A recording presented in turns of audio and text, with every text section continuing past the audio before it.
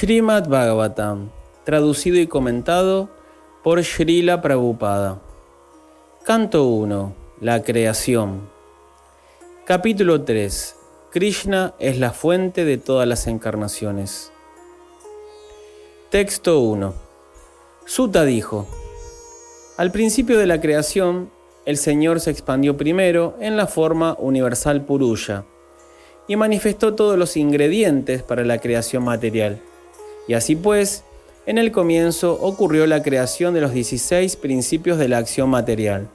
Esto tenía por objeto crear el universo material. Significado. El Bhagavad Gita declara que la personalidad de Dios Shri Krishna mantiene estos universos materiales mediante la extensión de sus expansiones plenarias.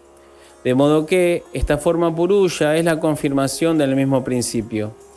La personalidad de Dios original, Vasudeva o el Señor Krishna, quien es famoso como el hijo del rey Vasudeva o del rey Nanda, está colmado de todas las opulencias, todas las potencias, toda la fama, toda la belleza, todo el conocimiento y toda la renunciación. Parte de sus opulencias se manifiestan como el Brahman impersonal y parte de sus opulencias se manifiestan como Paramatma. Este aspecto Purusha de la misma personalidad de Dios, Shri Krishna, es la manifestación Paramatma original del Señor. Existen 3 aspectos Purusha en la creación material, y esta forma, a quien se conoce como Karanodakashai Vishnu, es la primera de las 3. Las otras son conocidas como Garbhodakashai Vishnu y Kshirodakashai Vishnu, que habremos de conocer uno tras otro. Los innumerables universos se generan de los poros de Karanodakashai Vishnu, y en cada uno de los universos el Señor entra como Garbhodakashai Vishnu. En el Bhagavad Gita también se menciona que el mundo material es creado en ciertos intervalos de tiempo y luego es destruido de nuevo. Esa creación y destrucción se realiza por la voluntad suprema, debido a las almas condicionadas o los seres vivientes Nityavada. Los Nityavada, o las almas eternamente condicionadas, tienen el sentido de la individualidad o ahankara, que les dicta disfrutar de los sentidos, cosa que no pueden tener por constitución. El Señor es el único disfrutador y todos los demás son disfrutados. Los seres vivientes son disfrutadores predominados, pero las almas eternamente condicionadas, olvidando esa posición constitucional, ambicionan mucho disfrutar. En el mundo material se les da a las almas condicionadas la oportunidad de disfrutar de la materia, y a la vez se les da la oportunidad de entender su verdadera posición constitucional. Aquellas entidades vivientes afortunadas que después de muchísimos nacimientos en el mundo material captan la verdad y se entregan a los pies del loto de Vasudeva, se unen a las almas eternamente liberadas, permitiéndoseles así entrar en el reino de Dios. Después de esto, esas afortunadas entidades vivientes no tienen que venir de nuevo a la esporádica creación material. Más aquellos que no pueden captar la verdad constitucional se funden de nuevo en el Mahat Tattva en el momento de la aniquilación de la creación material. Cuando la creación se monta de nuevo, ese Mahat Tattva vuelve a dejarse en libertad. El Mahat Tattva contiene todos los ingredientes de las manifestaciones materiales, incluyendo a las almas condicionadas. Dicho Mahat Tattva se divide primero en 16 partes, o sea, los 5 elementos materiales burdos y los 11 instrumentos funcionales o sentidos, y es como una nube en el cielo claro. En el cielo espiritual, la refulgencia Brahman se difunde por todas partes, y todo el sistema deslumbra con luz espiritual. El Mahat Tattva se forma en algún rincón del vasto e ilimitado cielo espiritual, y la parte que así queda cubierta por el Mahat Tattva se denomina cielo material. Esa parte del cielo espiritual, denominada Mahat Tattva, es únicamente una insignificante porción de todo el cielo espiritual, y dentro de ese Mahat Tattva hay una infinidad de universos. Todos esos universos los produce colectivamente Karanodakashai Vishnu, llamado también Mahavishnu, quien simplemente lanza su mirada para fecundar el cielo material. Texto 2. Una parte del Purusha se acuesta en el agua del universo. Del lago umbilical de su cuerpo brota un tallo de loto y de la flor de loto que hay sobre ese tallo se manifiesta Brahma, el amo de todos los ingenieros del universo. Significado.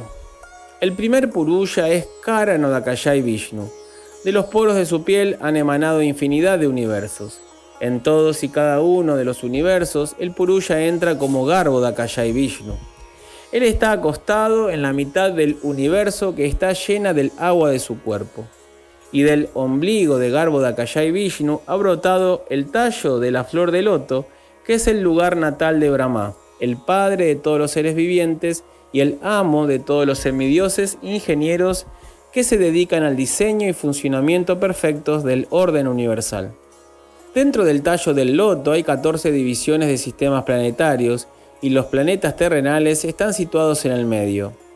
Hacia arriba hay otros sistemas planetarios que son mejores, y el sistema más elevado se denomina Brahma Loka o Satya Loka.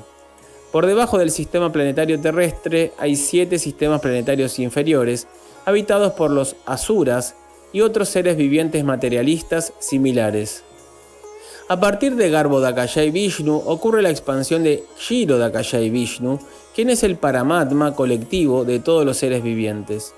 Él recibe el nombre de Hari y a partir de él se expanden todas las encarnaciones que hay en el universo.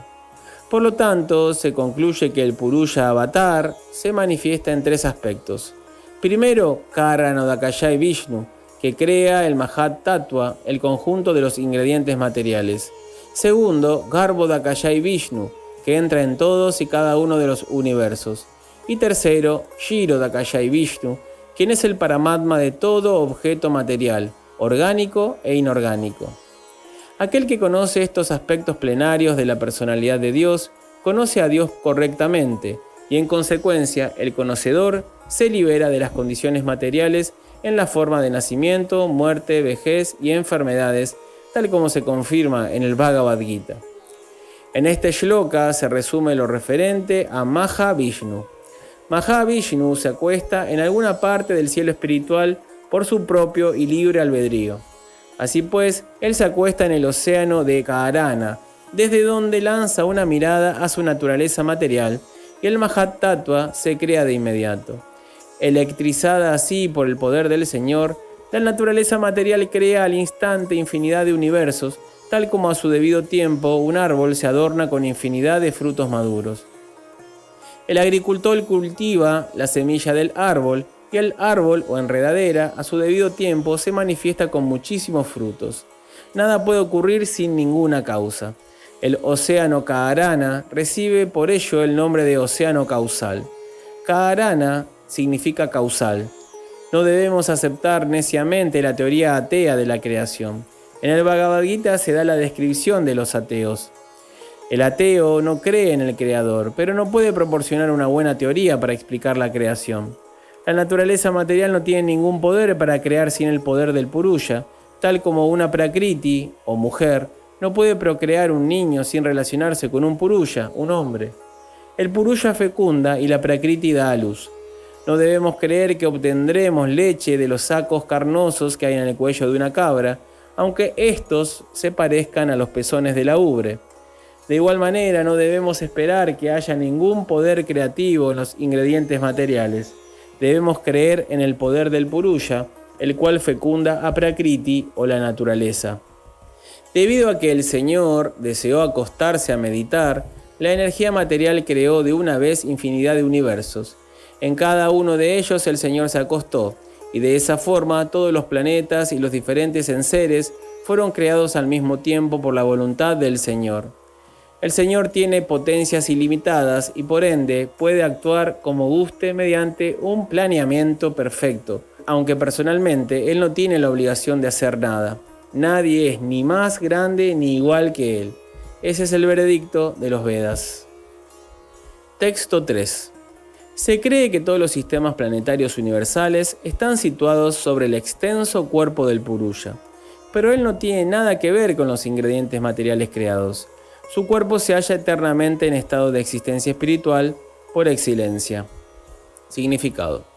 El concepto de Virat Rupa o Vishva Rupa, de la suprema verdad absoluta, está hecho especialmente para el neófito, quien difícilmente puede pensar en la forma trascendental de la personalidad de Dios. Para él, una forma significa algo de este mundo material, y por consiguiente, al principio es necesario un concepto opuesto acerca del absoluto, para concentrar la mente en la extensión de poder del Señor. Como se dijo anteriormente, el Señor extiende su potencia en la forma de Mahat Tattva, el cual incluye todos los ingredientes materiales. La extensión de poder por parte del Señor y el propio Señor en su forma personal son uno en un sentido, pero al mismo tiempo el Mahat Tattva es diferente del Señor. Por lo tanto, la potencia del Señor y el Señor son, simultáneamente, diferentes e idénticos. El concepto del Virat Rupa, especialmente para el impersonalista, es entonces idéntico a la forma eterna del Señor. Esa forma eterna del Señor existe desde antes de la creación del Mahat Tattva, y aquí se hace énfasis en el hecho de que, por excelencia, la forma eterna del Señor es espiritual o trascendental a las modalidades de la naturaleza material. La propia forma trascendental del Señor se manifiesta mediante su potencia interna, y la formación de sus múltiples manifestaciones de encarnaciones tiene siempre la misma calidad trascendental, sin ningún vestigio del Mahat Tattva. Texto 4. Los devotos, con sus ojos perfectos, ven la forma trascendental del Purusha, que tiene miles de piernas, muslos, brazos y caras, todos ellos extraordinarios. En ese cuerpo hay miles de cabezas, orejas, ojos y narices, decorados con miles de yelmos y refulgentes aretes y adornados con guirnaldas. Significado. Con nuestros actuales sentidos materializados no podemos percibir nada del trascendental Señor. Nuestros actuales sentidos tienen que ser corregidos mediante el proceso del servicio devocional, y entonces el propio Señor queda revelado ante nosotros. En el Bhagavad Gita se confirma que el trascendental Señor puede ser percibido únicamente mediante el servicio devocional puro. En los Vedas se confirma pues que únicamente el servicio devocional puede llevarlo a uno al lado del Señor, y que únicamente el servicio devocional puede revelarlo a Él. En la Brahma Samhita también se dice que el Señor siempre puede ser visto por los devotos cuyos ojos han sido ungidos con el tinte del servicio devocional.